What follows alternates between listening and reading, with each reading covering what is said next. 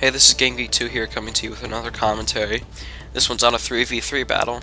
Not exactly a common occurrence in EB Online play. Everyone on my team, myself, Antisocialmunky, and Vega are all playing as Rome.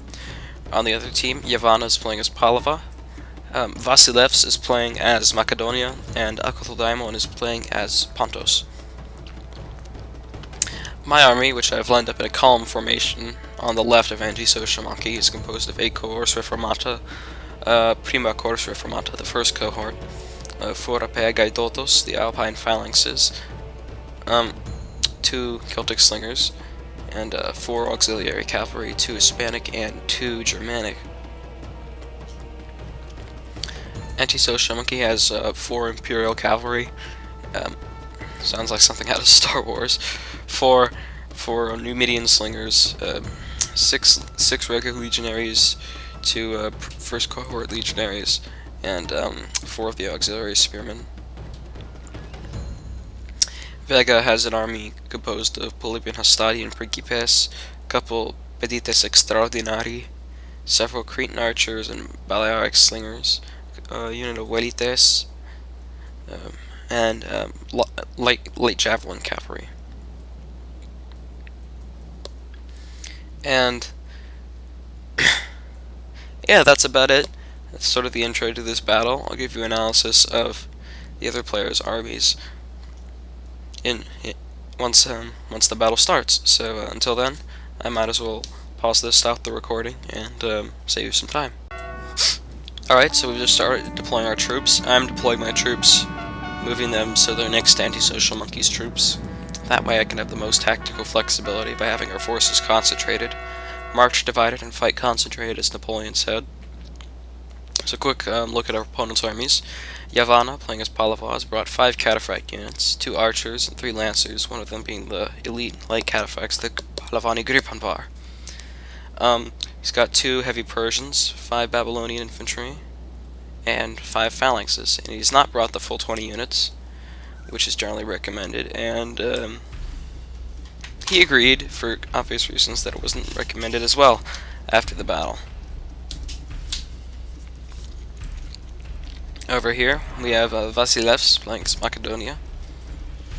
He's only got a couple heavy cavalry for his cavalry force, 2 Atiroi and a general.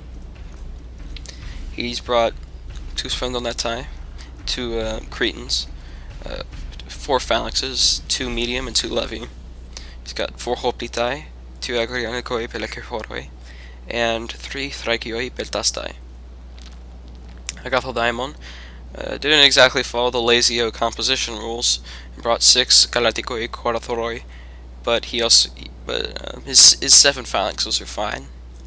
He's got the Tabarganeron Shar. He's got 2 Scythian nobles and 1 Longophore Hippeis, and 2 of the Threoperontes Toxotai, the Bosporan heavy archers. So I'm moving my forces to the center. Vega's also moving his forces to the center.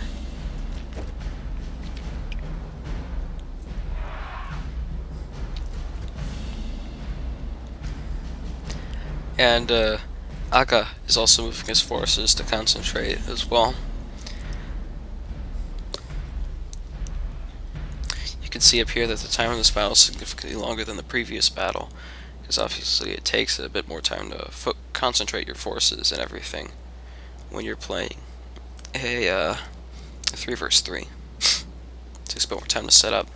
Sorry if you can notice, I'm still sick. This is recorded the day after I recorded the previous battle.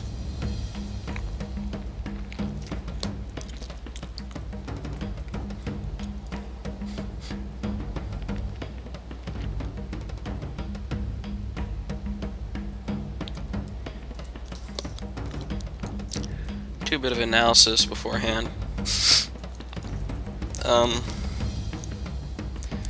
So, us Romans, we actually had the cavalry advantage here as the Romans in this battle, but we only have javelin cavalry. They have fewer cavalry, but their cavalry is of higher quality. With our missile superiority, especially, and a proper deployment of our slingers, we think we can take it on. and we all decided we would be the attackers since we have the more flexible force. Vega was arguing that we should be the defenders because it'd be better to defend against phalanxes as Rome. But I argued that we're the more experienced players. We should be the ones on the attack,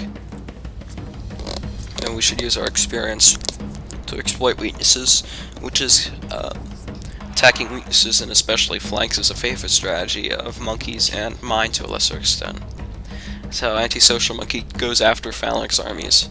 He typically does something called the Triangle of Death, where he forms his armies in a triangular formation on the flank of phalanxes, lets his opponent attack his units on one side in guard mode, while his other units sweep around the flank and clean up with the third part of the third angle of the triangle, the third leg, defending against attacks on the rear with a thin guard mode line.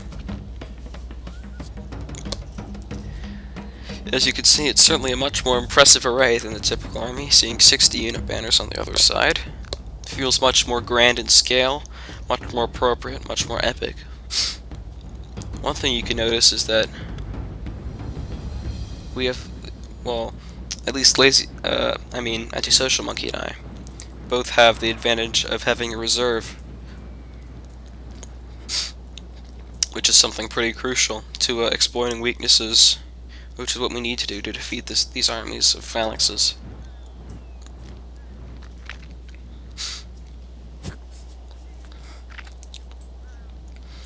Now, Vasilefs has brought an army that is not particularly high in phalanxes compared to either of his neighbors, which is ironic because he's the most purely Hellenistic of all the factions in this battle. Although you could argue Rome is essentially a Hellenistic faction, historically, not in terms of armies in this game. I don't know what Aga's doing over here with all his horsemen and his archers.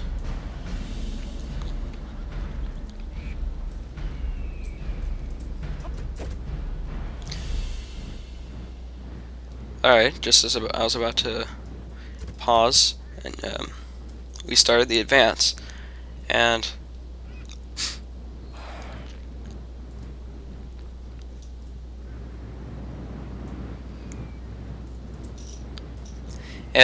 I suggested that we attack mainly these two weak points, this one over here, where if we break past these Thrakioi, and this one over here, where it's harder to break past, you have to go through Agathodaimon, but there's less of them. The range duel begins.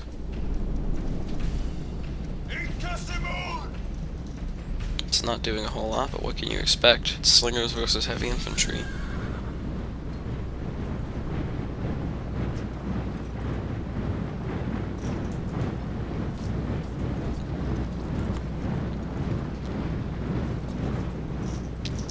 And my concentration here seems to have thrown Yavana off a bit.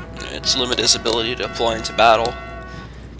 He hasn't taken the initiative to cut me off by deploying the line like that. He's moving his archers onto my flanks and his horse archers as well, where I'm positioning my Yosetai to counter. And I've diverted a flank force to guard against any potential flank attacks from Yavana.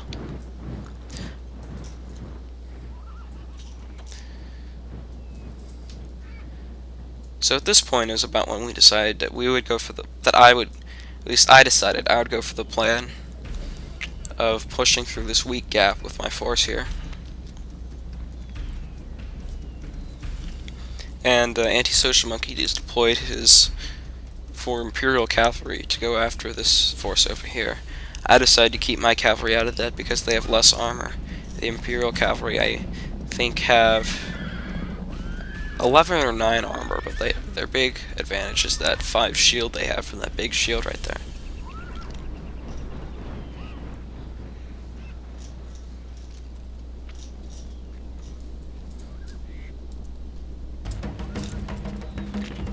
Alright, so I've skipped past a few parts, and I've started to move forward for my assault, or at least deploy into a formation for which I intend to make it. With these units lined up for the attack right down there, and these units lined up as a flank guard. That's going to change later, but what can you expect? Agathodaimon has started his advance with his phalanxes, but they appear to be poorly supported. All of his infantry is going on that side. He must be counting on Vasilefs to protect his flank, but considering how far out he is, there's a large gap.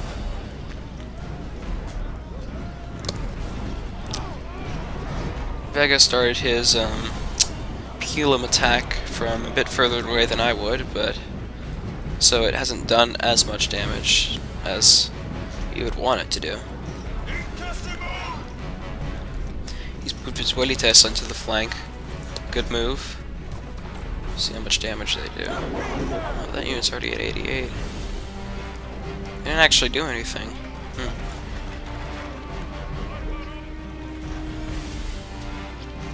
Meanwhile, the Imperial Cavalry seem to have launched a javelin attack on the archers and the Persians and the Babylonians. And the Numidians are launching an attack on the cataphracts, it seems. Although they mainly seem to just be getting shot at. Yes, their main target is the cataphracts.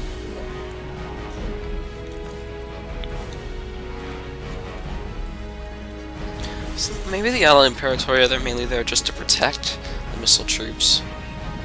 But anyways.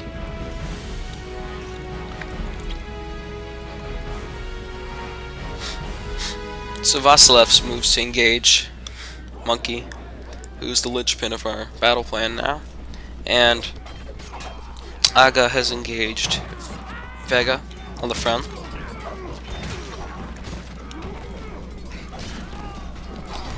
And Aga has massed his best infantry on the left side here to try to swing around and flank, but that leaves some gaps in his line where if he had a quadrilateral unit there, he could plug that and crush some of those troops, but instead his phalanx has to pull back, get pushed back. I'm surprised he isn't deploying there.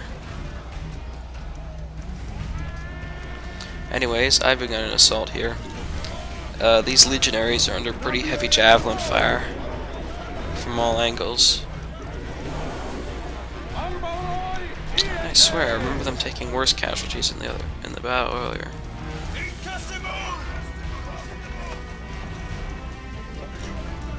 And Yavana's not moving at all.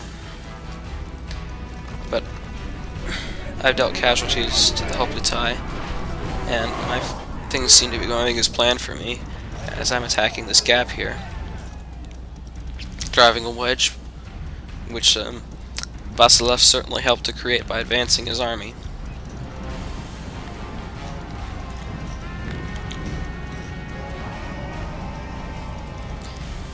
Meanwhile, things have gone all over the place over here with the Imperial Cavalry and the Slingers taking on the cataphracts and seemingly doing fairly well.